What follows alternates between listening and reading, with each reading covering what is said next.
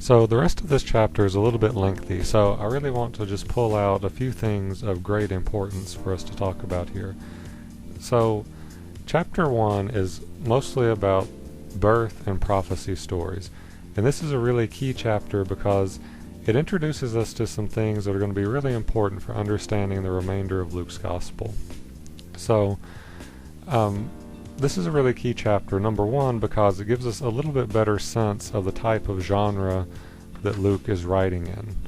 And it gives us a sense for how Luke sees himself as he's writing. So, as we mentioned in the prologue, this gospel really does fit in well with the aspects of an ancient biography. When you look at this section, especially section verses 5 through 25, this fits in really well with ancient biographies, what we know of the Hellenistic world. So when you look at this section, you have a lot of those same elements. You have discussion of the pre-public career of the hero. You have a lot of information about that person's family background.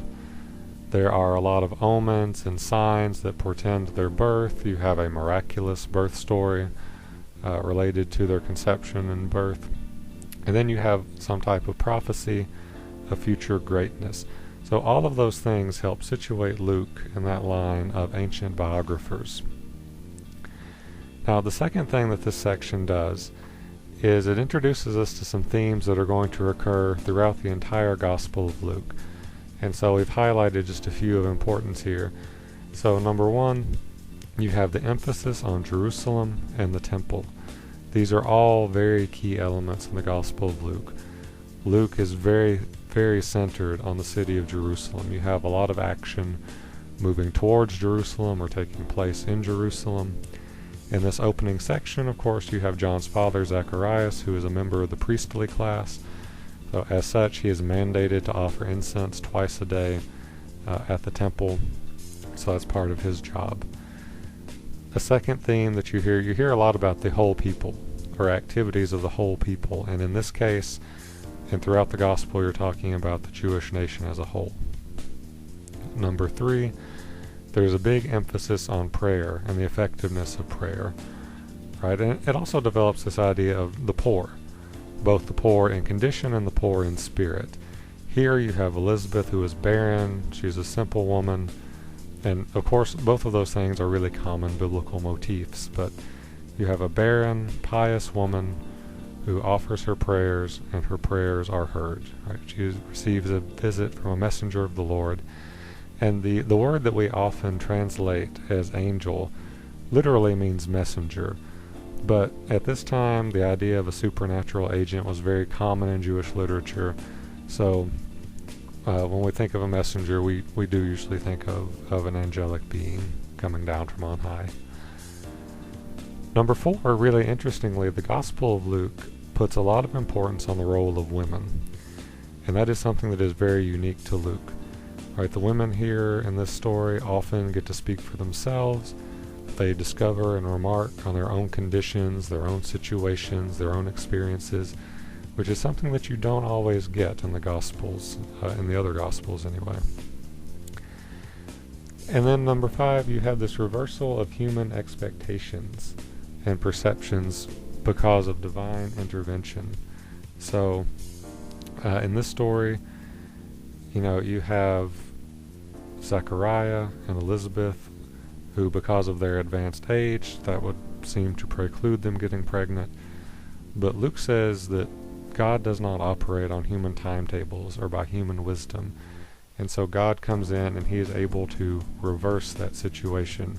What seems impossible is actually possible according to God. And Elizabeth, who has been barren, is suddenly blessed with child. Now, this section is also important because of the infancy narrative itself. This is really key for us to understand how Luke wants his gospel to be understood. You have to remember that Mark has no infancy narrative at all. And when you compare and contrast Luke with Matthew, you'll see that they have very little in common. So this infancy narrative allows us to see what Luke thinks is important. It gives us a glimpse into his mind.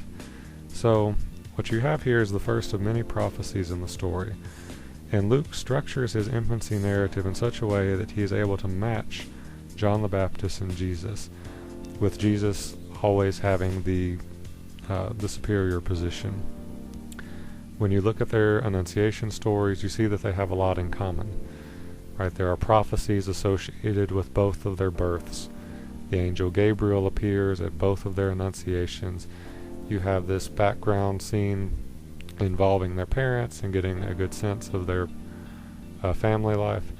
And then you have songs or canticles that are used to interpret these miraculous events.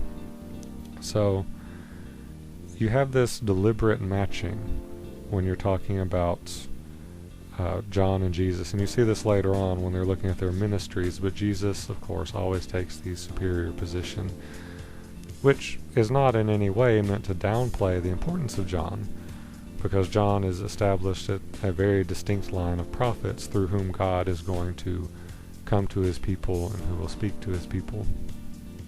But if we move on just a little bit further into chapter 1, so Luke verses 26 through 38, we can really see how the prophecy of Jesus' birth mirrors that of John, which we just saw in the previous section. In both cases, you have this visiting messenger, so in 26 through 38, an angel comes and proclaims this news to Mary. There's the promise of the sign as proof that this is going to happen. And then you have that same theme of this reversal of expectation and triumph over human inadequacies. In the first story, it was Elizabeth and Zachariah, who were aged and barren. In this case, you have Mary and Joseph, who are both young, Mary being virginal. But God has reversed their situations and reversed their positions. So you have these types of miraculous events that are really common in ancient birth stories. So given these similarities, the differences between them stand out even more markedly. So you're told that John is going to be great, but that Jesus will be the Son of God.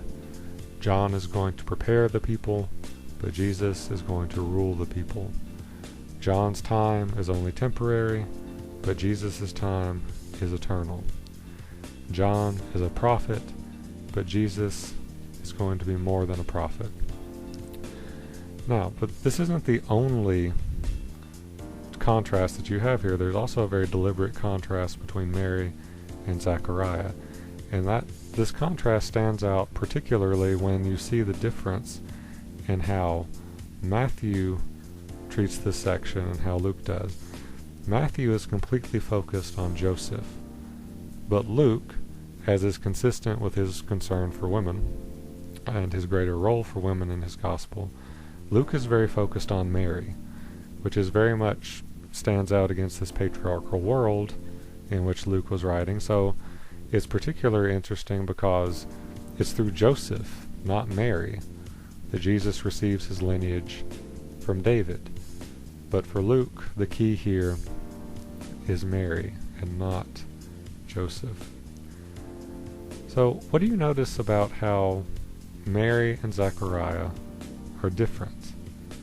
Well, when you look at Zachariah, he is called righteous. That is how Luke describes him. He is righteous. He is a priest, or at least an official, who works in and around the temple. So you would absolutely expect him to have access to God. Mary has none of these things. She is from a completely powerless position in society. She's female, she's young, she's poor, she's childless, and yet she is now favored by God. She is an example of how God has reversed fortunes and human expectations. So you see here the difference between them, that Mary's response is much more positive, and you have this contrast in signs, right? Zachariah's sign is he gets muted. He gets struck dumb. Mary is told of an earlier prophecy that was fulfilled.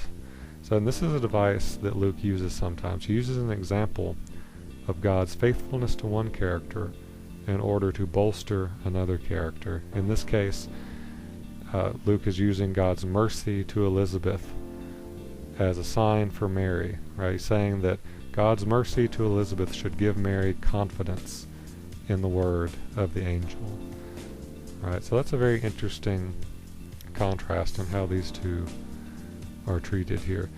Now, just one very, very quick word about the virgin birth, because we don't have time to go into a deep discussion of this or how the early church came to view it. But the Greek word for virgin, just in a general term, means maiden, or any unmarried woman. So that does not specifically mean that she is sexually inactive, although Mary herself does attest to her status as being sexually pure. Luke's point here is God's ability to overcome human barriers. Right? He is ruling out greatness by merit. So it's theologically important for him to focus on a miraculous birth. Jesus' greatness comes from the fact that he is God's own, that God has overcome this barrier. So this is not something done by merit. This is a miraculous event. Now, chapter 1, verses 39 through 80 wrap up with two different songs, one by Mary, one by Zechariah. In Mary's song, you see the reinforcement of some of these themes that we talked about, this reversal of fortune, the prophecy and prediction that we've seen earlier, this idea of strong vocal women. Mary is interpreting her own experience here. She has her own voice here, and she really becomes the model disciple. Right? She has been blessed because of her response to God's word, because she believed and surrendered to the divine purpose. And this is an interesting contrast with Mark. In the Gospel of Mark, Jesus' family doesn't understand. They're doubtful. But later on in Luke, we see an actually pretty positive portrayal of Jesus' family. So Luke edits out and removes all of Mark's comments on Jesus' family, rejecting him, and all of those negative things. So that's a really important contrast between Mark and his source, or at least one of his sources. So those are just some thoughts from chapter 1, and we are now ready to move on to chapter 2.